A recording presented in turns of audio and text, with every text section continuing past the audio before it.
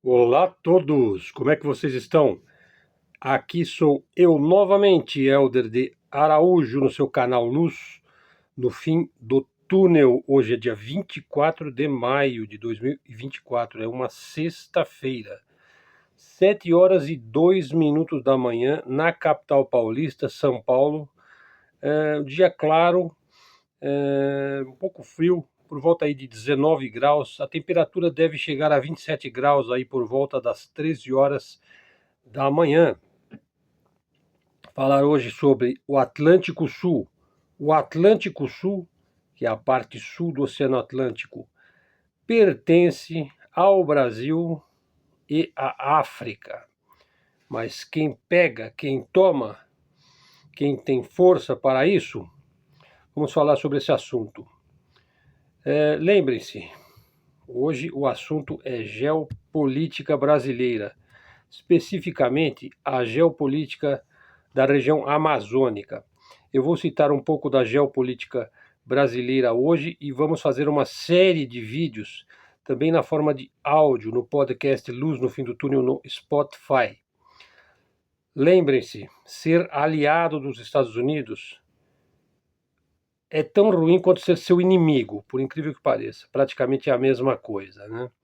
Aliados dos Estados Unidos, alguns que foram aliados em algum momento, o Bin Laden, o Saddam Hussein, o Muammar Gaddafi, o Pablo Escobar, que inclusive ele era agente da CIA, né, como o filho dele revelou, o Manuel Noriega, isso para falar apenas de pessoas. Imagine então países, né, que foram aliados dos Estados Unidos em algum momento, né?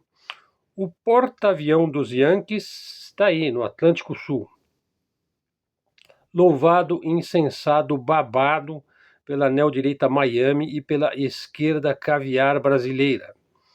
O porta-aviões é uma mostra, né, um retrato da total incapacidade do Brasil em sua própria defesa e soberania. Veja, a primeira ordem que é dada pelas autoridades do Departamento de Estado e de Defesa dos Estados Unidos é: desliguem os seus monitoramentos, os seus radares, os seus possíveis sistemas de monitoramento, né, de ondas, né, porque o nosso porta-aviões não quer ser monitorado por vocês na sua costa, no seu mar, no seu país. E o Brasil acata e obedece servilmente, né? É assim que tem que ser? Sem soberania nenhuma, sem nenhuma capacidade de defesa, acuado pelo porta-aviões dos Estados Unidos? Não. Só para saber, na Guerra do Paraguai, foi a única guerra que o Brasil travou, né, contra um país estrangeiro. Os Estados Unidos ficaram do lado do... Adivinhe, pesquisem de quem que os Estados Unidos ficou do lado. Bom, e os Estados Unidos está aí para garantir o Atlântico Sul para seus interesses, que não são os nossos interesses. Se fosse um porta-aviões chinês, russo ou iraniano, eu estaria dizendo a mesma coisa. Olha, lamento dizer, mas as nossas grandes empresas estatais estão sob perigo, né, desde que o neoliberalismo enfiou de vez as suas garras nos vários países submissos, nos países emergentes, os países do sul global, os países que não têm dissuasão nuclear, né? Os nossos recursos naturais estão em xeque, a água, o petróleo, os minerais. Amanhã poderá não haver mais água na torneira, hein? Estou falando é da cidade grande, hein? É das classes médias. Amanhã poderá não haver mais gasolina no posto. Espero que continue o etanol, que é uma conquista nacional. O etanol, nós deveríamos investir mais em carros movidos a álcool, né? Pode ser que amanhã não haja mais eletricidade nos fios, né? Bom, espero que não, espero que não, espero que eu esteja exagerando. Americanos é gente boa, eles são gente boa. Americanos não são gente boa. São gente como a gente. São pessoas imbuídas de um poder, de um orgulho, né, de um excepcionalismo, da ideia assim intrínseca de que eles são melhores do que os outros, né? Mas há que se dizer, os americanos comuns, de maneira geral, nunca terão a menor consideração pela tua amizade. Eles não veem o latino, o hispânico, como eles veem os seus pares. Estão entendendo, pessoal? O porta-aviões é para proteger o Brasil de você e de mim. Não é para proteger o Brasil, é para proteger o Brasil de você e de mim. Contra você, contra nós. Para eles. Geopolítica é isso. O canal é de geopolítica, eu tenho que falar a verdade. Olha, a lavagem cerebral perpetrada aqui no Brasil pela seita Olavete foi muito profunda, né? A neodireita, por exemplo, crê piamente que o perigo está na China, na Rússia, no Irã, no Islã, né? Na Coreia do Norte, na Venezuela, blá, blá, blá. O perigo está aí, está na tua cara, né? O despertar do brasileiro será doloroso, hein? O berço esplêndido está ficando pequeno para o bebê, né? Olha, o pior cenário geopolítico para o Brasil seria o bloqueio naval, né? Esse seria o pior cenário, tá? Esperemos, aguardemos, observemos, né? Enquanto isso, vamos estudar um pouquinho de geopolítica do Brasil, tema deste vídeo de hoje. Então vamos lá, pessoal. O Brasil é o quinto maior país do mundo, a 10ª economia do mundo. Ocupa grande parte aí da América do Sul. O Brasil tem uma enorme diversidade climática, hidrográfica, tem recursos naturais os mais abundantes da Terra, minerais naturais, aí, recursos incrivelmente abundantes, a maior biodiversidade do planeta. O Brasil tem vastas e diferenciadas regiões, um dos maiores litorais do mundo, que fica no Atlântico Sul. O Brasil tem a maior quantidade de água doce do mundo, com 2 grandes aquíferos, um sob a bacia amazônica e outro aqui no sudeste, o aquífero Guarani. O Brasil faz fronteira aí com todos os países da América do Sul, os países ditos hispano-americanos, exceto o Chile e o Equador, né? Nós podemos dividir o Brasil, agora eu já entro no tema específico da geopolítica brasileira. O Brasil tem 3 bases, ou digamos 3 grandes regiões principais, né? A base amazônica, pega todo o norte e noroeste do Brasil. A savana tropical do Cerrado, que pega toda a região central do país, né? Incluindo aí o Pantanal, né? A região centro-oeste, e o Planalto brasileiro, né, que percorre todo o litoral do Brasil, de norte a sul, né? Na verdade, no Planalto brasileiro, por exemplo, se você vai para Santos, que eu conheço bem, você vai descer a serra, ou seja, você vai descer o Planalto brasileiro. Você vai descer 400, 500 metros para chegar no litoral, no nível do mar.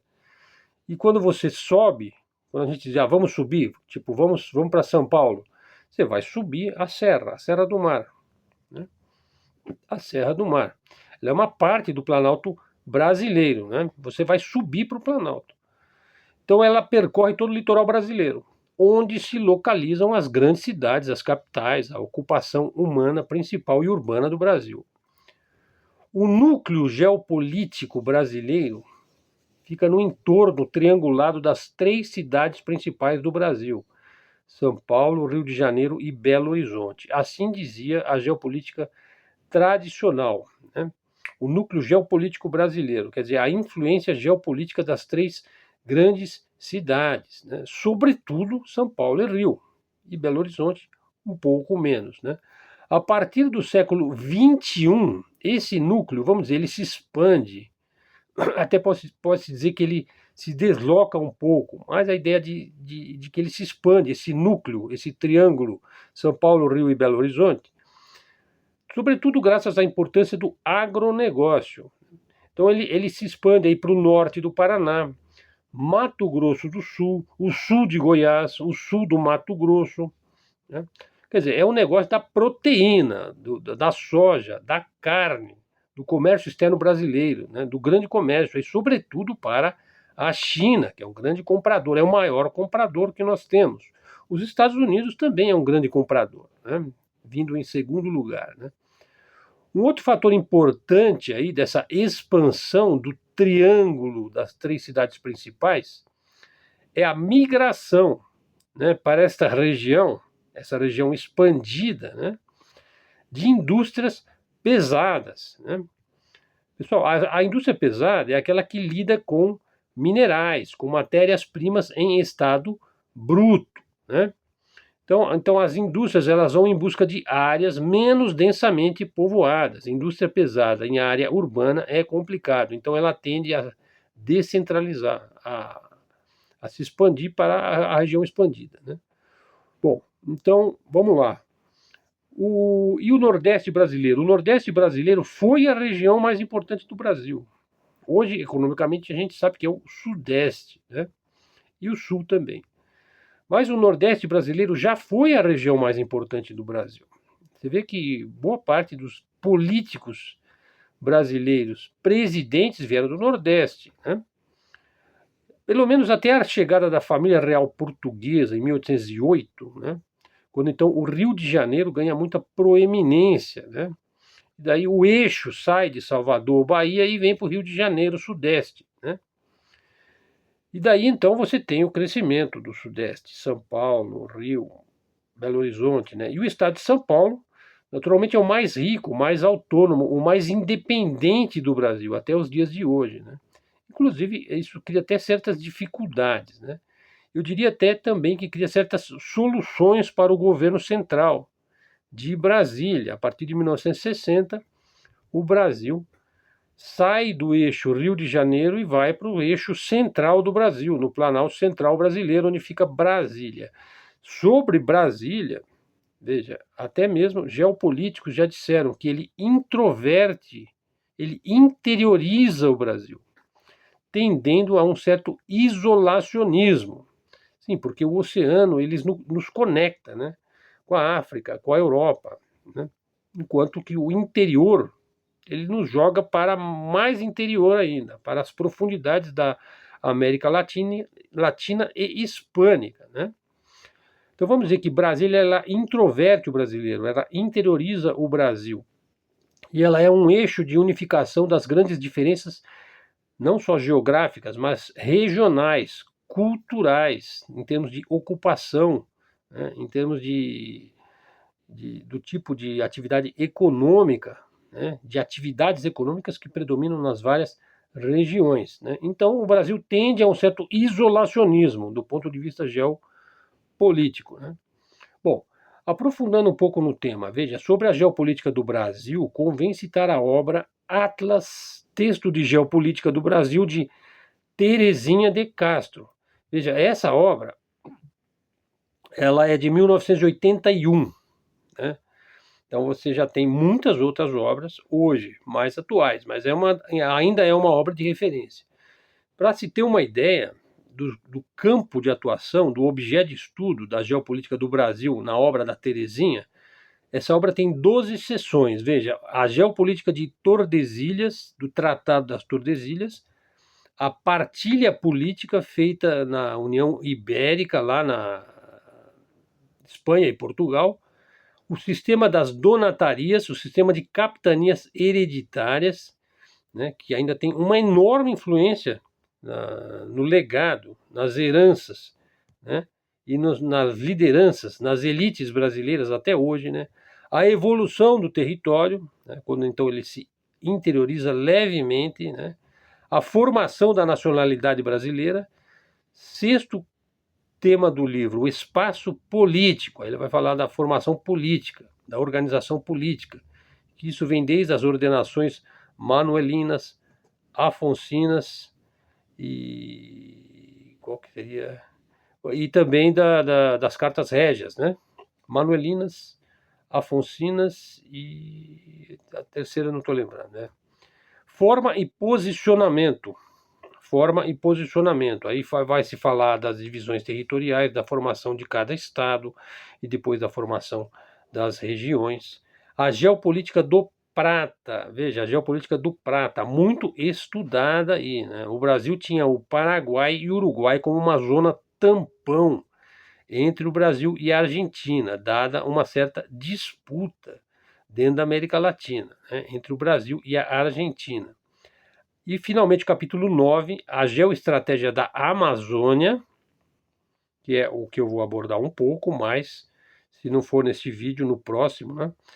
A geopolítica nacional, a geopolítica continental e as relações internacionais. Veja, entrando no campo agora da geoestratégia da Amazônia. O espaço interessa a geopolítica na medida que o homem habita o espaço, na medida que ele utiliza o espaço geográfico, né? Quer dizer, o que torna a geografia, o espaço físico territorial, alguma coisa importante é a presença do homem nele, ele dinamiza. A presença do homem, a sua vida, né, a forma como ele se organiza num espaço geográfico, é que torna a geografia algo vivo e dinâmico, né? Então a geopolítica se tornou assim uma ciência que ela avalia, né, e que ela compara aí as possibilidades de desenvolvimento geográfico, né, a consolidação de um poder nacional em uma dada nação e região. No sentido moderno, aí, a geopolítica ela é estratégica, né? Ou seja, ela lida com a estratégia, ou seja, toda ação de preparo, de aplicação de um poder nacional que só pode se consolidar através da política e da defesa, né, e do desenvolvimento, né? Tendo em vista aí a estratégia geopolítica, a consecução e a manutenção dos objetivos traçados por uma política nacional, né? Quer dizer que a estratégia ela seria um ramo auxiliar da própria geopolítica. Então a estratégia ela se associa à geografia, fazendo surgir a geoestratégia. Veja, já é uma subdivisão da própria geopolítica, a geoestratégia. O país não se torna soberano sem uma estratégia. Tá? Bom, isso posto, vamos lançar alguma luz sobre a geopolítica da Amazônia. Portanto, eu estou abordando a seção 9 do livro Atlas da Terezinha de Castro. A bacia amazônica, então, de um clima equatorial, ela está próxima ao Equador, né? Permanece um tanto desabitada, hein? A sua riqueza é um objeto de extrema cobiça internacional. Fizeram até mesmo uma convenção internacional sobre o Amazonas, né?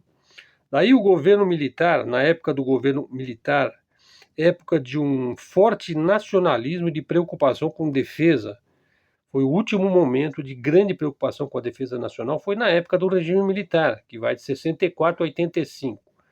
Veja, a partir de 1970, né, eu me lembro bem, inclusive, desta época, né? Eu tinha aí 10 anos de idade, né? Estabeleceu-se aí uma geoestratégia, né, dos presidentes militares, sobretudo o Médici e o Geisel, de habitar, integrar, explorar e vigiar o Amazonas, né? Isso cresceu muito nessa época, onde se pensou-se então em ocupar o Amazonas. E daí imediatamente começou uma gritaria, um pouco depois, né? Criou-se aí o ESG, né, as preocupações ambientais, né, ecológicas, sustentáveis e tudo mais, né? O fato é que a bacia amazônica é uma região que faz a conexão de duas áreas de grande importância estratégica no continente sul e centro-americano, que é o Caribe e o altiplano boliviano. O altiplano boliviano, pessoal, eu vou falar num outro momento, é mesmo considerado o verdadeiro heartland da América do Sul. Eu já falei sobre heartland, sobre Rimland, fiz um vídeo só sobre isso daí, né? O heartland é a região estrategicamente, geopoliticamente mais importante da América do Sul. Vamos dizer, quem dominar essa região dominará a América do Sul como um todo, né? Essa é a teoria por trás do conceito de heartland, né? Uma espécie de coração geográfico de um continente, né? O sistema amazônico, continuando, olha, ele é controlado no leste por Belém, capital do Pará, porta de acesso ao Oceano Atlântico. E no extremo oeste vai até Iquitos, Peru. Estou falando do sistema amazônico, da Amazônia, né? Ao sul até Santa Cruz de la Sierra, na Bolívia, e no centro do sistema amazônico você tem Manaus, né?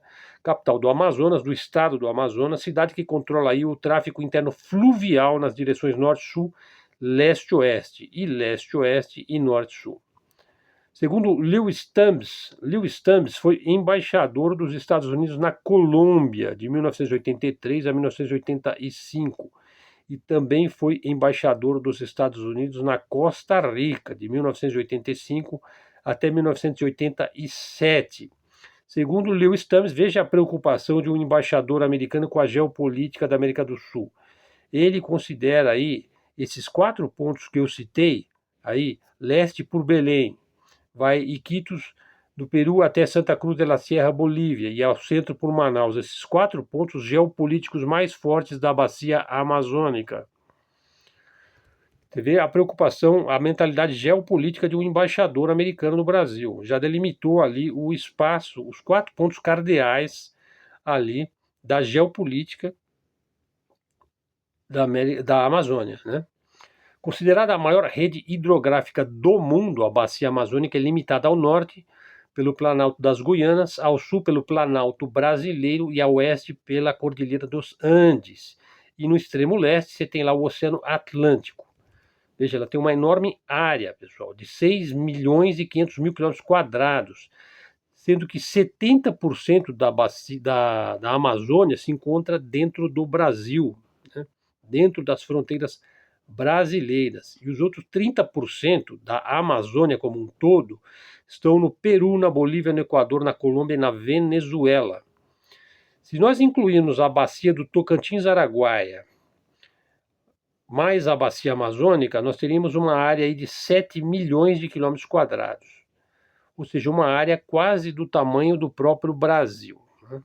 Pode-se dizer que 50% do território do Brasil é a Amazônia, é a floresta amazônica. Vou falar do Rio Amazonas. Veja, o Rio Amazonas é o eixo principal da bacia amazônica. É o maior rio do mundo em volume de água. É o maior do Brasil em extensão. É o maior do Brasil. Em extensão, é o terceiro rio do mundo. Veja, depois do rio Nilo, que fica na África, no Egito, que tem 6.500 quilômetros de extensão, e o rio Mississippi, que é o mais importante dos Estados Unidos, que tem 6.416 quilômetros. O rio Amazonas ele tem 6.180, portanto ele está muito próximo em extensão ao Nilo e ao Mississippi. Ele vai desde o Ucayali, no Peru, até o Oceano Atlântico, né? Onde ele vai desembocar, né, no delta lá da ilha de Marajó. Né? Ele, veja só, ele nasce em Ucayali, no Peru, numa altitude aí de 4.600 metros, 4,5 km, né? Isso fica a apenas 120 quilômetros do Oceano Pacífico. Né? A nascente do Amazonas fica próxima do Pacífico. Daí ele vai entrar no Brasil, passando pela região de Tabatinga, né, que fica no estado do Amazonas, e corre aí por uma planície de mais ou menos 80 metros de altitude, né, portanto, uma região plana, de planície. E aí, em linha reta, ele vai 3.200 quilômetros até atingir o Atlântico. Todo o seu percurso é inteiramente navegável. As profundidades, olha, vai de 20 até 140 metros de profundidade. A largura do Amazonas, ela pode chegar a 100 quilômetros na região da embocadura do Rio Negro. Até o trecho mais estreito, mas mesmo o trecho mais estreito nunca é menos do que 1,5 km, né? É conhecido aí como o Estreito de Óbidos, no Pará. Bom, olha só, pessoal. Então, assim, eu vou precisar de 2 vídeos, né? De 2 vídeos para falar sobre a Amazônia, porque isso aqui já está com 24 minutos. Vou falar apenas agora da ocupação da Amazônia no século XVIII pelos portugueses e os esforços atuais do governo brasileiro dentro da geoestratégia importantíssima de ocupar e habitar o Amazonas. Veja, é uma medida de caráter defensivo. Você só pode ter soberania de um local onde você se encontra, em grande maioria. A extensão territorial da Amazônia brasileira, englobando a Amazônia clássica e a Amazônia legal, portanto, quase 2/3 do Brasil. Né? Evidentemente, eu estou falando aí da ocupação, né? Quando se atiraram ao desbravamento, aí os bandeirantes, né, e conquistaram este enorme espaço físico, os luso-brasileiros não dispunham de uma consciência do que ele representaria em termos de importância geográfica e estratégia para o Brasil. Daí então você teve lá um decreto-lei em 1971, né? Decreto-lei 1164, né? Você vê em pleno regime militar, no auge do regime militar, né? O Médici, né? Houve por bem declarar indispensáveis à segurança e ao desenvolvimento nacionais as terras devolutas localizadas na faixa de 100 quilômetros de largura em cada eixo das rodovias, quando eles fizeram a Transamazônica, na chamada Amazônia Legal. Essa Amazônia Legal transformou-se em área de atuação da SUDAM, Superintendência de Desenvolvimento da Amazônia, para que nela se iniciasse o desenvolvimento da região. Dentro, então, da estratégia integracionista, veja então, aí você tem uma frase aí, ó, dar a terra sem homens da Amazônia ao homem sem terra do Nordeste. Então, o governo promoveu a ocupação da Amazônia, levando profissionais, trabalhadores da região Nordeste, né, promovendo aí, né, a ocupação humana da Amazônia. E aí foi então a construção da rodovia e transversal de João Pessoa, Paraíba, ou seja, no litoral, até Boqueirão, no Acre, né, e a Transamazônica, né. São rodovias aí feitas pelo regime militar, que cortam aí longitudinalmente, né, no sentido horizontal, né, a Belém-Brasília, a Cuiabá-Santarém, integrando aí a região norte e a região centro-oeste, longitudinal e transversal. E a centro-oeste, né, a região norte e a região centro-oeste, e ligando a região centro-oeste, naturalmente, à região centro-sul do país. Dentro dos objetivos estruturais da ocupação da Amazônia, né, você tinha aí a conexão da Transamazônica com o Pacífico, né, através do Peru, né? Enquanto a longitudinal aí Porto Velho, Cuiabá, tomou o rumo que vai até La Paz, na Bolívia. Então você vê a preocupação aí de integrar uma vasta região, né? Por sua vez, a chamada perimetral norte, em plena selva amazônica, né, tinha uma meta aí de estabelecer uma ligação com o Atlântico, bem como dar acesso às regiões de fronteira com as Guianas, a Venezuela e a Colômbia. Quer dizer, aí você teria um caminho para o Mar das Antilhas, aproximando-nos dos países da América Central. Pessoal, olha só, isso daí, eu fiz apenas uma descrição rápida, mas pretendo mostrar usando mapas, para vocês terem uma ideia dessas linhas aí, né? Dessas linhas, em especial, eu citaria aí a rede pan-americana, né? A rede pan-americana, integra vários países, a perimetral norte, a transamazônica e a chamada integração norte centro-oeste. Então seriam 3 mapas para nós analisarmos. Isso aí, então, fica o nosso vídeo por aqui. E amanhã eu vou entrar no vídeo específico falando sobre a geopolítica da Amazônia. Quer dizer, eu vou entrar realmente no cerne da questão, né? Hoje foi apenas um descritivo sobre a bacia hidrográfica, a parte essencial aí da integração norte-centro-oeste, da integração norte-nordeste e da rede pan-americana e também do projeto Calha Norte, né?